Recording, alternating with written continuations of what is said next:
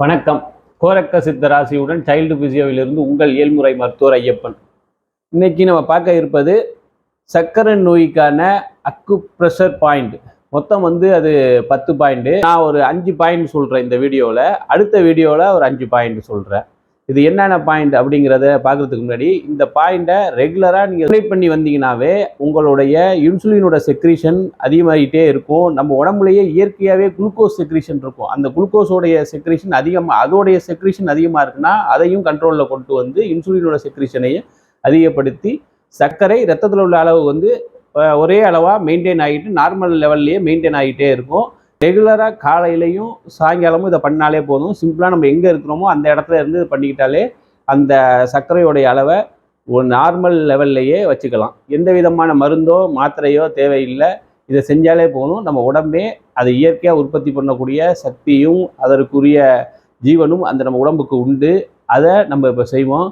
முதல் பாயிண்ட் அப்படிங்கிற போது நம்மளுடைய உச்சந்தலை, அதாவது இந்த காதுக்கும் மூக்குலேருந்து ஒரு கோடு போடும்போது இந்த சேர்ற இடம் இந்த உச்சந்தலை. இந்த நடுவிரல், அந்த விரலை வச்சு நம்ம உச்சந்தலையை ஸ்டிமுலேட் பண்ணுறோம், ப்ரெஸ் பண்ணுறோம். 1 2 3 இதே மாதிரி கண்டினியூவாக ஒரு 30 செகண்ட் என்ற வரைக்கும் இந்த உச்சந்தலையில் ப்ரெஸ் பண்ணால் போதும். ஒரு லாங் ப்ரெஸ்ஸு. இந்த ப்ரெஸ் பண்ணி கண்டினியூ பண்ணிகிட்டே இருங்க. 30 செகண்ட் கவுண்டிங் பண்ணி முடித்தோடனே அதை ரிலீஸ் பண்ணிடுங்க. ரெண்டாவது பாயிண்ட் எப்படின்னா, நம்மளுடைய டாப் ஆஃப் த காது, இந்த ஏர் இருக்குல்ல, இதோடைய டாப்பு, அந்த டாப்பில் கரெக்டாக அந்த ஃபிங்கர் டிப் மட்டும் தொட்டு லைட்டாக ப்ரெஸ் பண்ணணும். காதோடைய மடல் மடங்காத அளவிற்கு அந்த நம்முடைய கொடுக்கக்கூடிய ப்ரெஷர் இருக்கணும்.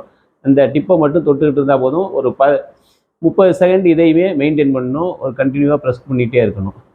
மூணாவது பாயிண்ட் அப்படிங்கும் பொழுது நம்மளுடைய இந்த இடத்துல தான் இந்த இதுக்கும் இந்த பக்கத்துலேருந்து ஒரு தசை ஒன்று வரும். தசை அந்த இதுக்கும் இது ரெண்டுத்துக்கும் இடையில சென்ட்ரான பாயிண்ட். இந்த இடத்த கரெக்டாக டச் பண்ணி ப்ரெஸ் பண்ணிகிட்டே லாங் ப்ரெஸ் பண்ணிகிட்டே இருக்கணும். 30 செகண்ட் வரலும் மெயின்டைன் பண்ணுறோம்.